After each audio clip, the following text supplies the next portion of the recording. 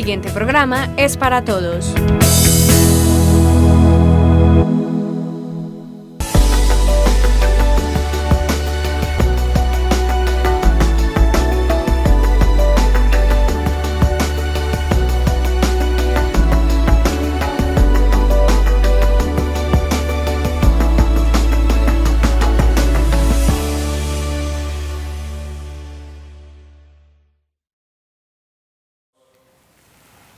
Televidentes de Tinteando con la Firma, buenas noches. Nuestro tinto de hoy, que es de los Andes Cooperativa, no lo vamos a tomar con dos invitados muy especiales, jóvenes por cierto, el doctor Javier Echeverry y la doctora Sara Franco, médicos del Hospital San Rafael, con quienes trataremos el tema de la lepra.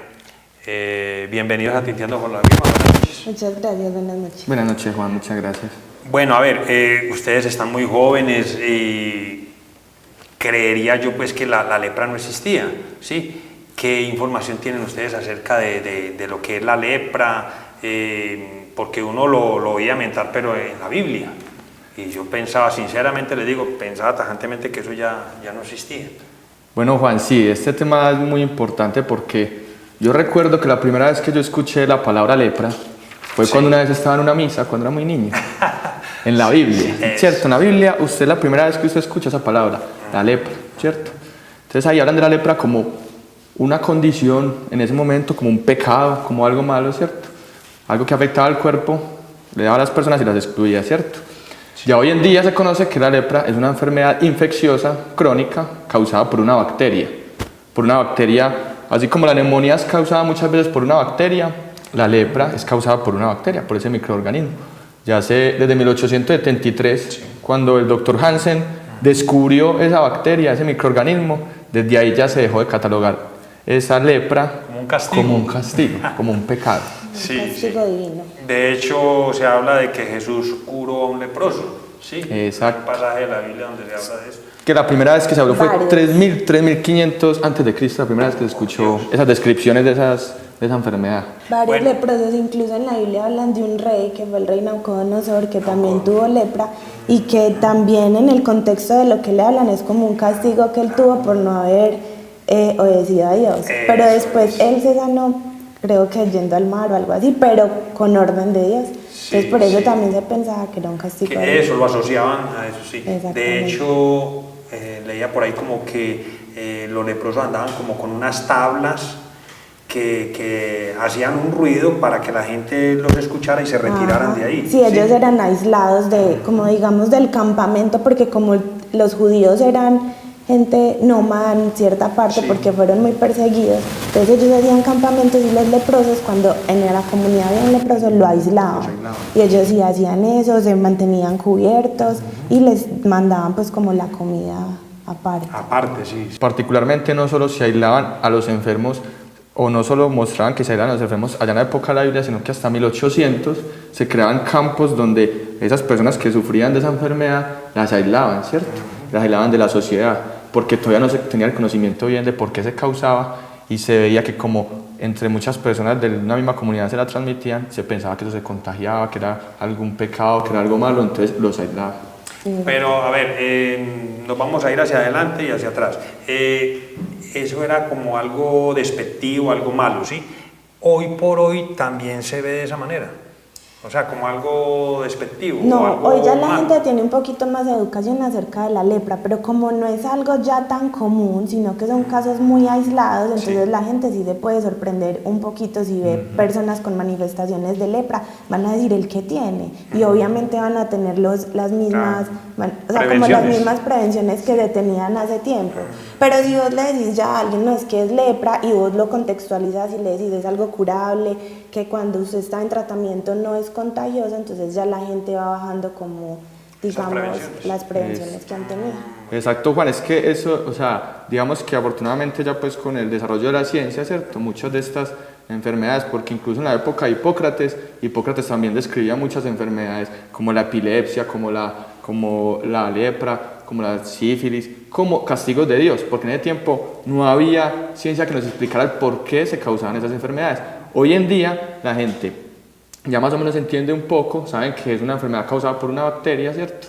Sin embargo, persiste en muchas comunidades de que estas personas, por su aspecto, ¿cierto? O por ese miedo a que me peguen la enfermedad, tienden a juzgarlos. Y de hecho la Organización Mundial de la Salud en sus nuevos estrategia de la lepra, ¿cierto? Tienen 3 pilares fundamentales y uno de ellos es promover en los gobiernos pues de cada país que se hagan como leyes para que la gente no se discrimine, para que la gente no discrimine a estas personas que sufren esta enfermedad. Sí. Bueno, no sé si los voy a acorchar, pero no es mi intención. No, la Organización Mundial de la Salud, ¿por qué llevó a que la tuberculosis, la lepra, esté, digamos, vigilada por ella? ¿Qué hace que este tipo de enfermedades estén vigiladas por ellos? Digamos que cuando obviamente la salud pública, de hecho es algo particular porque la lepra fue uno de los primeros enfermedades donde se empezó a aplicar la salud pública, ¿cierto? ¿Por qué? Porque como la lepra es una enfermedad tan vieja, tan conocida, tan milenaria, ¿cierto? Por allá en 1870, más o menos, que fue cuando el doctor Hansen la descubrió, ¿cierto? Y por eso a veces se llama enfermedad de Hansen. Él la descubrió, se empezaron a dar cuenta que era contagiosa, ¿cierto? Que era contagiosa, entonces empezaron a hacer como políticas, ¿cierto? Empezaron a buscar estrategias como para tratar de que esta enfermedad no se contagiara en ciertas personas, ¿cierto? Buscando pues agrupar en ciertos lugares a estas personas contagiadas, ¿cierto? Porque aún todavía había mucha ignorancia con esta enfermedad. Ya esto ha cambiado y ya en las enfermedades infecciosas no se busca aislar a la gente, sino que la gente conozca la enfermedad, que viva en comunidad con estrategias y con medidas preventivas. Pero además también una de las estrategias de la OMS de como tener una vigilancia de esas dos enfermedades, porque la tuberculosis y la lepra son contagiadas por gotitas en el aire. Entonces es una enfermedad de muy fácil contagio y de muy difícil manejo, ¿cierto? No es como digamos otras enfermedades que vos te tenés que tener contacto con las secreciones o tenés que tener otro tipo de contagio, valga la redundancia, para poder infectarte. En cambio, simplemente con hablar o con estar en el mismo ambiente de la persona con un tuberculoso o con una persona que tenga lepra, se puede contagiar. Entonces, son dos enfermedades de salud pública que si ellos no le ponen orden a eso, se puede crear una pandemia y llegan a complicaciones muy graves. Entonces, también esas son las estrategias también de la OMS. Bueno, yo sé que los televidentes estarán intrigados con lo de, bueno, ¿y cómo me doy cuenta yo que mi vecino tiene lepra, que fulano de tal tiene lepra? O sea, ¿cómo son las manifestaciones? Entonces, eso, lo más importante es tener en cuenta lo que nos dio la doctora Sara, ¿cierto? Se contagia por gotitas, ¿cierto? O sea, hablando, ¿cierto? Respirando un aire contaminado. Pero es importante aclarar, ¿cierto? Porque es que desde la historia se dieron cuenta que, por ejemplo, en esos campos donde estaban reunidos los leprosos, habían enfermeros que cuidaban a los leprosos y no les daba lepra, ¿cierto? Entonces se preguntaban, ¿por qué? Resulta que para usted contagiarse de lepra tienen que haber dos situaciones, ¿cierto? Una, que usted sea una persona que haya adquirido la lepra, que lleve bastante tiempo con la lepra y que no esté recibiendo tratamiento para la lepra, ¿cierto?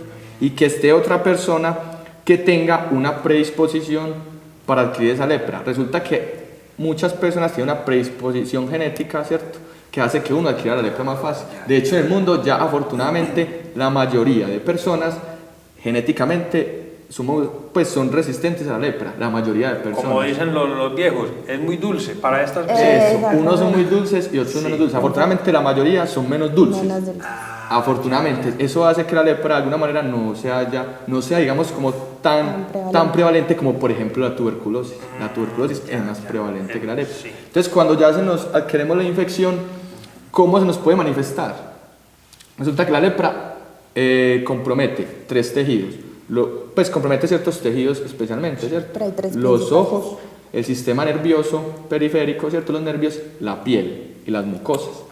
Entonces, puede haber una forma que es leve, donde nos van a dar manifestaciones en la piel, ¿cierto? Nosotros en medicina le decimos como una forma tuberculosa o tuberculoide, donde nos afectan la piel, ¿cierto? Nos dan unas manchitas que a veces nos rascan, unas manchitas que no duelen, unas manchitas que son crónicas, porque resulta que esta enfermedad es una enfermedad infecciosa crónica, o sea, 2 años, 3 años, 4 años, ¿cierto? No es como muchas enfermedades infecciosas que nos dio y a los 15 días nos está brotando, ¿cierto? Y hay otra enfermedad, hay otra manifestación más grave, ¿cierto? Que es cuando nos compromete los órganos como por ejemplo el sistema nervioso, ¿cierto? Nos dan unos nódulos en todo el cuerpo, unas bolas, ¿cierto? Unas bolas grandes, ¿cierto? La mayoría de veces no son dolorosas y muchas veces cuando empiezan a afectarnos el cuerpo, ¿cierto? Empiezan a causarnos deformidad en el cuerpo. Y de ahí viene la llamada, ellos a veces llamaban enfermedad leónica porque cuando daban esos nódulos o esas bolas, nosotros le decimos nódulos a las bolas en el cuerpo, daban en la cara, en las orejas, se formaba como una especie de cara de león en las personas. Y si uno busca pues imágenes de anteriormente, se ven como si tuvieran cara de león. Entonces es como esa la forma más grave, que es la que deforma el cuerpo, la que a veces nos causa degeneración, heridas y hace que ahí sea juzgada pues la persona que sufre la lepra. Pero entonces, a ver, vamos a poner el ejemplo. Llega una persona X al hospital y les empieza a decir a ustedes que tiene como esas ronchitas, digamos así, esas sí, unas manchas y que llevan unas manchas y que lleva 1 mes, 2 meses con ellas. ¿Cómo intuyen ustedes que puede ser lepra? Bueno, yo pienso que ya en ese momento sería un diagnóstico más de descarte que un diagnóstico confirmatorio. Claro. Porque nosotros, si estuviéramos en la época pues, anterior, nosotros sí nos encaminaríamos a eso. Pero como ahora no es una enfermedad prevalente, no es una enfermedad común, entonces nosotros lo dejamos como por lo último. Entonces primero vamos descartando cosas, porque las lesiones blanquecinas también pueden dar hongos, hay lesiones blanquecinas. No tanto la sífilis, es un poquito más rosada la que da las lesiones sifilíticas, pero puede ser también otro diagnóstico y entonces uno va estudiando el paciente y haciéndole manejos. Ya cabe ya en la intuición del médico pensar que sí puede estar cursando con lepra. Y en la cronicidad, digamos, porque es que esa es la clave. Muchas veces hay muchas enfermedades, ¿cierto? Y más en esta parte dermatológica, ¿cierto? Donde hay muchos diagnósticos, hay más de 7.000 diagnósticos en la piel. Entonces usted empieza a valorar los que más común afectan a la gente y cuando esa persona lleva 1 año con esa lesión es cuando uno dice, hay una forma de darnos cuenta y es hacerle una biopsia a la persona, ¿cierto? Que ya los especialistas son los encargados de hacer esto.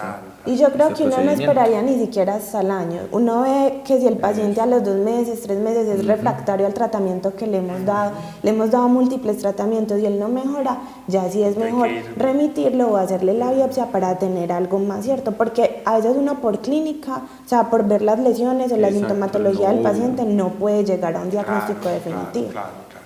Bueno, este suroeste, específicamente Andes, es, digámoslo así, privilegiado en no tenerla o se sabe que de pronto pueden haber personas que la tengan. Digamos que Colombia es un país que afortunadamente cuando se empezó pues con el tratamiento y con las políticas para evitar que la lepra se convirtiera pues en un problema de salud pública, ¿cierto? O siguiera siendo más bien un problema de salud pública. Colombia se adaptó bien a estas políticas, ¿cierto? Y empezó el tratamiento a todas las personas que tenían lepra, ¿cierto? En este momento se sabe que Colombia, más o menos, por estadísticas de 2015-2016, tenía más o menos 350 personas, de 350 a 400 personas con esta enfermedad en tratamiento médico, ¿cierto? Digamos que el suroeste, es difícil a veces saber ese tipo de estadísticas en ciertos pueblos, en ciertos lugares, ¿cierto? Como tan específicamente, ¿cierto? Pero afortunadamente es una enfermedad poco prevalente, ¿cierto? Poco prevalente.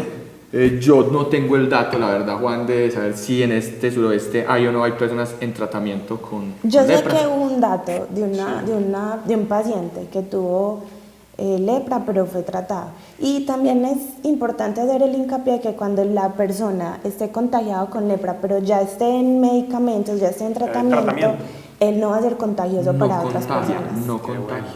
Eso es lo importante. Entonces, si digamos algún día pasa aquí en Andes, ya los andinos van a saber que si el paciente, ustedes lo ven, que tiene la lepra, pero él seguramente va a estar en tratamiento, no los va a contagiar. Bueno, cuando ya, digamos, la lepra invade a la persona con esos nódulos, ¿sí? En el tratamiento, ¿eso desaparece o eso queda ahí? Entonces, hay algo bien puntual en esta enfermedad, ¿cierto? y es que la enfermedad también, la idea de las políticas y las estrategias es disminuir la discapacidad que nos puede causar esta enfermedad, ¿cierto?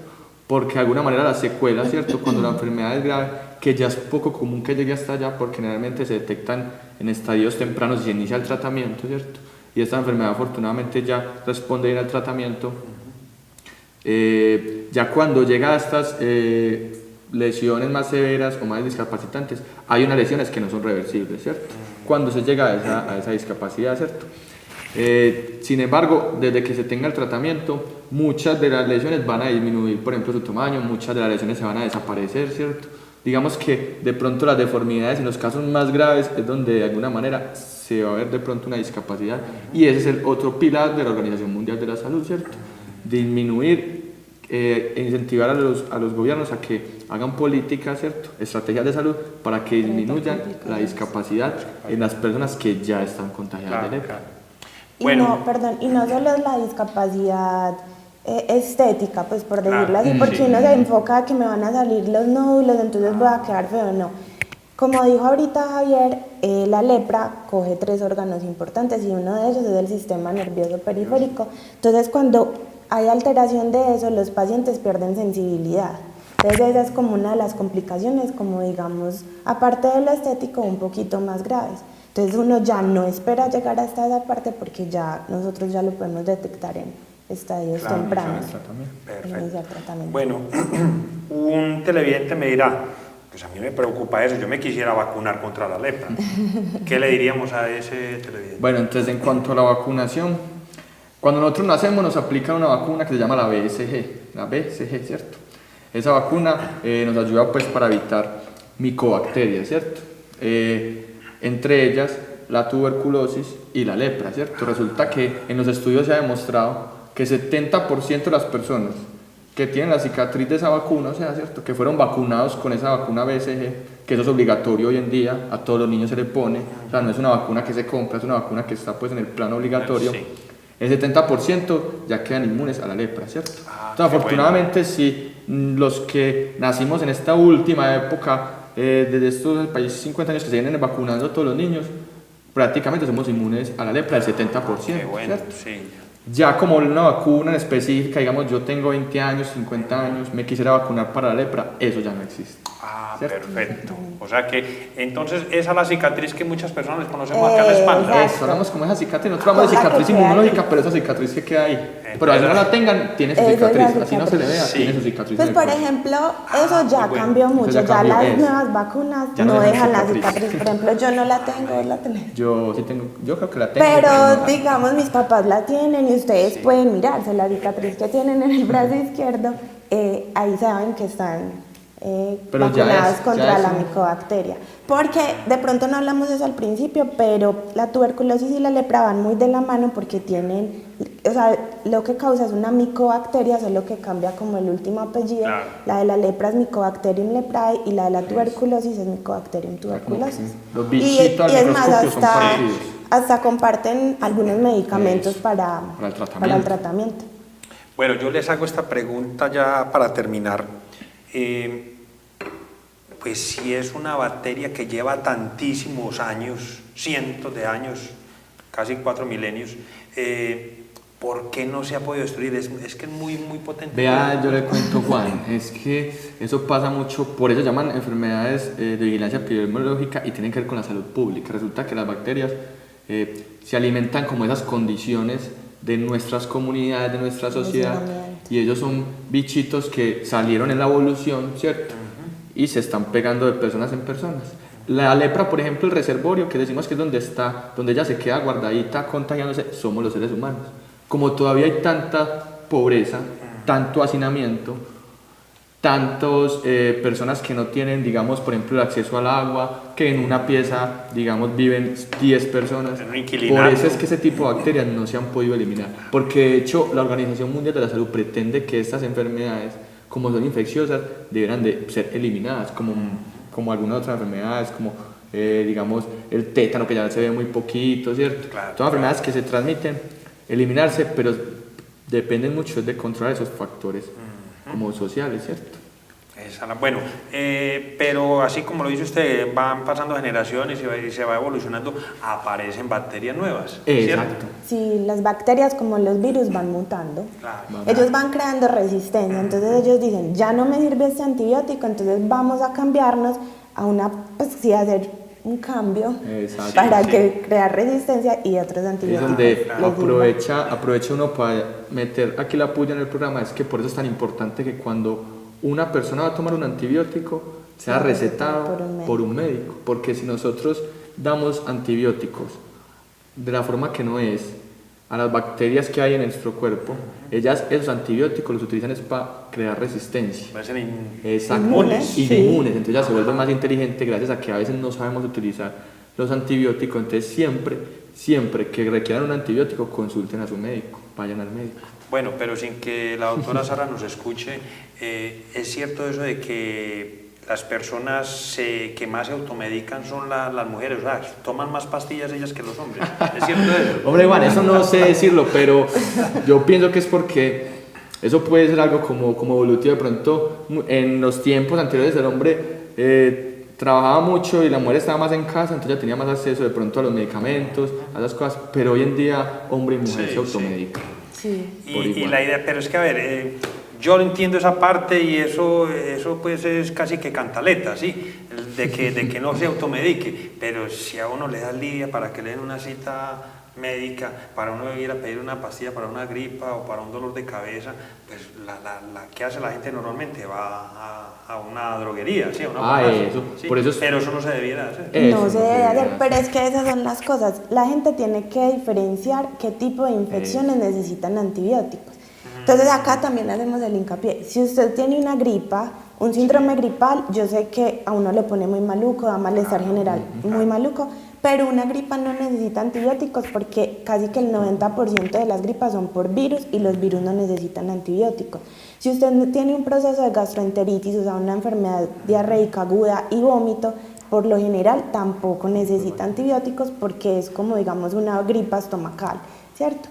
Ya antibióticos, una infección urinaria, ya una gripa que ya sí está más comprometido pulmonarmente, pero entonces para eso ustedes pueden consultar al servicio de urgencias y tener la opinión de nosotros como médicos para que no se estén automedicando, porque yo este año, pues estos 6 meses que estaba acá como médica en el hospital, he visto que siempre llegan al servicio de urgencias y dicen, no, es que fui a la farmacia y me compré norfloxacina, me compré amoxicilina, me compré acitromicina. Entonces nosotros somos un primer nivel que manejamos antibióticos muy reservados y son antibióticos que no son de amplio espectro. Entonces nosotros aquí nos tenemos que jugar con ustedes cuando llegan con una infección y poder tratarlos con esos antibióticos, y por lo general no les pegan porque ya crean resistencia. Entonces ahí es cuando nosotros nos toca echar mano de las herramientas y mandarlos para Medellín. Entonces ustedes le dan bravos, le dicen que no, que acá no servimos, que por Medellín, que remisión, pero es como todo ese juego, Debido a ¿cierto? eso, sí. Entonces por favor no se automediquen. Bueno, y para la lepra tampoco hay medicina, pues digamos forma de automedicarse. ¿sí? Es así, no hay forma, porque entonces el tratamiento de la lepra son con unos, eso es una bacteria, entonces se necesita antibióticos, ¿cierto? Dapsona, Son con, creo, por ahí. inició con la dapsona, ¿cierto? Ya se adiciona la rifampicina y otro antibiótico, ¿cierto? Son 3 antibióticos, que depende de la gravedad de la enfermedad, gravedad ¿cierto? Este tratamiento es completamente gratuito, ¿cierto? Y lo da pues el Ministerio de Salud y Colombia. Entonces es entender que es una enfermedad que tiene tratamiento, ¿cierto? Que generalmente ya se identifica rápido, se trata y no se infecta. Ya la forma de infectarse ya es muy leve, porque como iniciamos tratamiento fácil, una persona con tratamiento no infecta. No Y es ante todo contagiosa. lo de la discriminación que Sí. vale. Es hacer Y lo hincapié en eso. importante es que la enfermedad es curable. Usted le dio y usted ya no queda con nada. Claro, Porque hay claro. enfermedades que usted le da, pero usted en su organismo, en su sangre, va a quedar con carga viral de esa Claro, enfermedad. sí. Pero esta es curable y se quita y no más. Bueno, les agradezco que hayan atendido nuestra invitación Con y mucho los gusto. invitaré de nuevo para otro programa, ¿les parece? Claro Listo, que sí. Juan, con mucho gusto, claro que sí. Televidentes, buenas noches y hasta un próximo programa.